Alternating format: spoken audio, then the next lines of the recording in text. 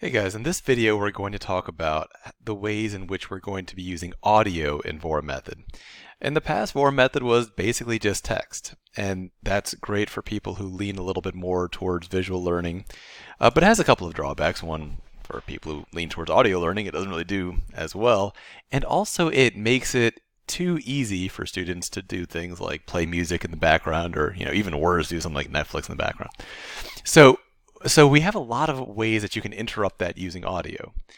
I'll start with the most basic one. That's a slash VM. That stands for voice message.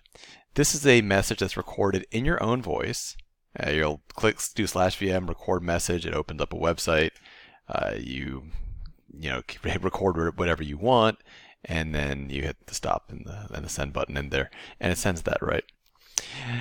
That's a little bit more involved, right? That's kind of a production. You might not have time to really do that in a busy class. So if you don't really need to have something in your specific voice, you can use the slash say command. And that's going to use text to speech. So I can say slash say donate your dog, and it'll return an audio file that says donate your dog.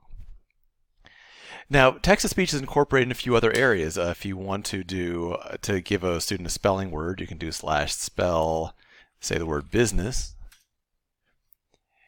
Again, they'll hear the text-to-speech, and it'll prompt them to type the first letter, and I'll have them do it letter by letter.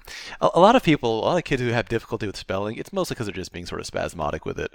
If they spell letter by letter, they'll often be able to spell just literally any word, even those that struggle the most with spelling. Not everyone. There's definitely people where this won't apply. This is not a universal cure, but it actually will help a surprising number of students. You will be shocked at how many students this actually works with. Then now let's say you really want to go just draconian with this, and this will be maybe it seems that the students may be listening to music or doing something else even worse, or maybe they're just not really paying as much attention as they need to. Maybe they're all over the place. If you want to get kind of really nuclear with this, you can use this. Here's a command, and you'll be using this very sparingly and maybe never in your entire time at VOR method. You can use the voice on. This is not a slash command. This is more like hidden type command. You type voice on, and that means it's going to turn everything the VMH says into voice. So if I do say like R, like 4.9 or something, hopefully this won't be too weird.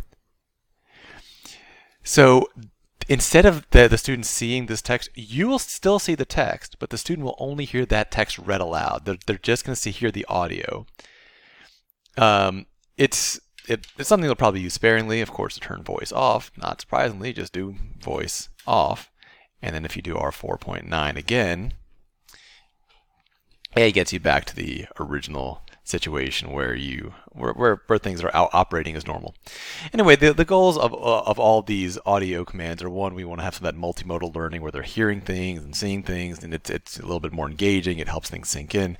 And also, if kids are getting up to the stuff that kids sometimes will get up to, we can interrupt that. So if you can clearly see that somebody just listening to music, they have their headphones in, they're dancing around, go to the voice on, have them do everything auditorily, interrupt their music with a text speech in those most extreme circumstances. By the way, if you actually do see something like that, don't just stop at that. Immediately alert the lead instructor, and either you or the lead instructor will immediately alert the parents that that's going on. It's really important that we communicate any behavior that's that aberrant. To the student, they probably think it's a normal thing to do, but it's going to think of it like this, right? Our program on average for SAT training costs about $3,000. If a student is listening to music, that's going to be about $9,000. It's going to take about 3 times as long. And so by not telling a parent this information, you're essentially causing that person to spend $6,000 they don't need to. And I don't know if that's exactly stealing, but it's not ideal. So that's not what we want to do. Any information like that, any behavioral things like that, that kind of stuff really needs to be shared with the parent just immediately. So anyway, enjoy the text-to-speech functions. I'm sure you guys will find some cool use for them.